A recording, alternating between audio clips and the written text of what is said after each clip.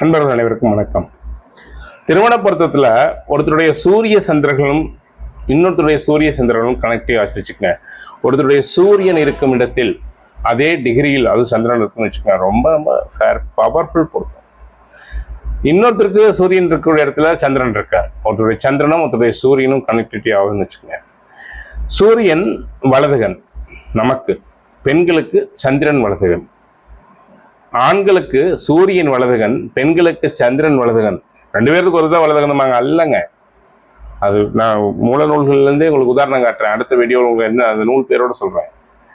ஆண்களுக்கு சந்திரன் இடதுகன், பெண்களுக்கு சந்திரன் வலதுகன். புரியுதுங்களா? அப்போது அதனால தான் ராமாயணத்தில் பார்க்கும்போது அண்ணலும் நோக்கினால் அவளும் நோக்கினாள், உடலும் உயிரும் மனமும் கலந்தது. சந்திரன் மனம், இது உயிர். அதே மாதிரி அங்க பார்த்தீங்க அப்படின்னா பெண்களுக்கு சந்திரன் தான் வலதுகன், ஆண்களுக்கு சூரியன் தான் வலதுகன். இந்த கண்ணும் கலந்தது. உண்மை காதல் என்னங்க, கண்ணில் ஆரம்பிச்சுட்டாங்க முடியும், உடலில் ஆரம்பிச்ச முடியாதுங்க. கண்ணில் தான் ஆரம்பிக்கும் ஆச்சுங்களா.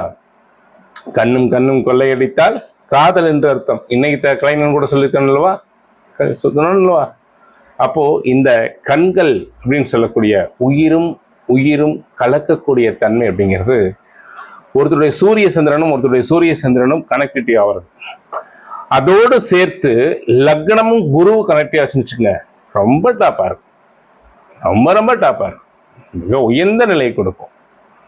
அந்த சூரிய சந்திரனோடு லக்னமும் குருவும் கனெக்ட் ஆகும்பொழுது திருமண பொருத்தத்தில் நம்பர் ஒன்னா அவங்க வாழ்க்கையை மிக சந்தோஷமாக, இணைபிரியாத நண்பர்களாக, இணைபிரியாத ஆத்ம நண்பர்களாக அவங்க இருப்பாங்க.